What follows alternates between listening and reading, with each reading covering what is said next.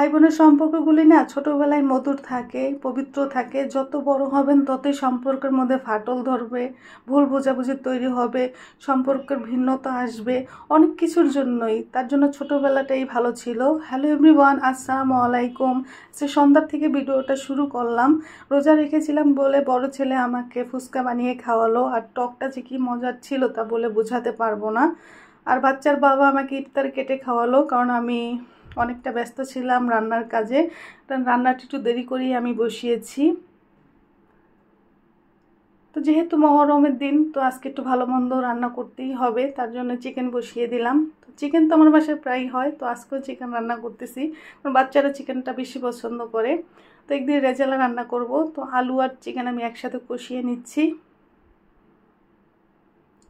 তো রান্নাটা বসাতে আমার একদম দেরি হয়ে গিয়েছে, আজানের আগ দিয়ে বসিয়ে দিয়েছি আর কি। তো আমি অনেকটাই ব্যস্ত ছিলাম, এই কারণে হাজব্যান্ড ওদিক দিয়ে আমার জন্য ইফতার রেডি করতেছিল, কারণ না হলে দেরি হয়ে যাবে। আর কাঁঠাল বিচি দিয়ে দিলাম, কারণ কাঁঠাল বিচি চিকেন আর বিফের সাথে খেতেই বেশি ভালো লাগে, কিন্তু সময় একদমই হাতে ছিল না, তার জন্য আসলে আমি বিচিটা ছুলতে পারি নাই। এটা ছুলে সাদা করে দিলে দেখতে বেশি ভালো লাগে, খেতেও ভালো লাগে।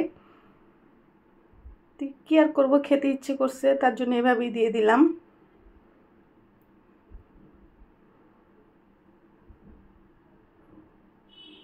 তাই যে এখন ভালোভাবে কষিয়ে নেব, কষিয়ে পানি দিয়ে দেব। এর মধ্যে আমার আজানের সময় হয়ে যাচ্ছে, তো হাজবেন্ড বলে আগে ইফতার করে নাও।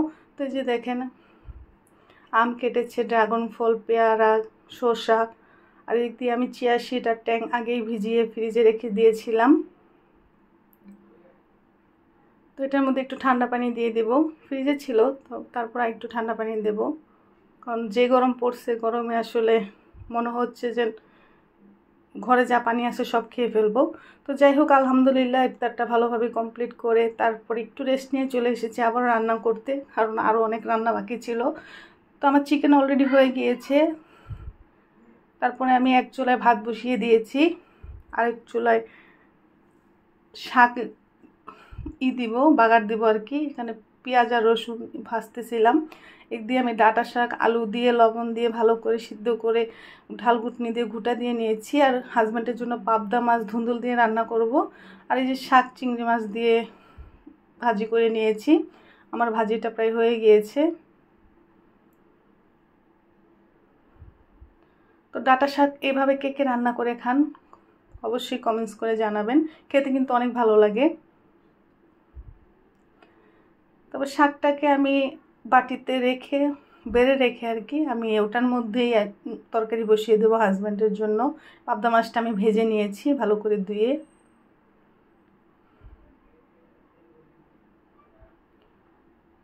মশলাটা কষিয়ে যে এখন আমি ধুন্দুল দিয়ে দিলাম। ধুন্দুলগুলি এতটাই টাটকা ছিল, কি বলবো, মানে দেখতেই লাগতেছিল ফ্রেশ, আজকেই বাজার মনে পেরে এনেছে বাজারে। তো একদম সফট হয়ে গেছে, নরম মোমের মতো হয়ে গেছে আর কি, এতটা ভালো লেগেছে খেতে।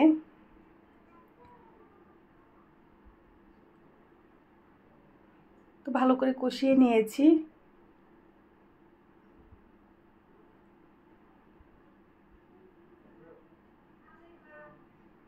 আর কালারটাও নষ্ট হয় নাই, খুব সুন্দর একটা সবুজ কালারই ছিল।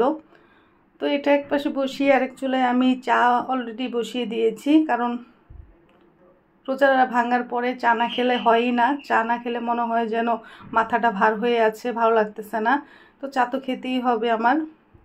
তো এর মধ্যে আমার তরকারি কিন্তু হয়ে গিয়েছে, চা হচ্ছে।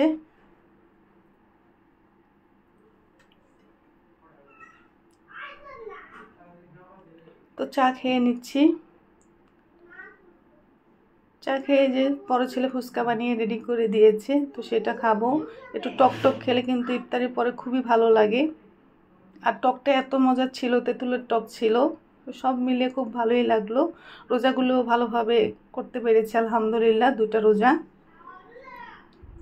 তো যাই হোক, ভিডিওটি ভালো লেগে থাকলে প্লিজ লাইক কমেন্ট শেয়ার করে দিবেন। আল্লাহ হাফিজ।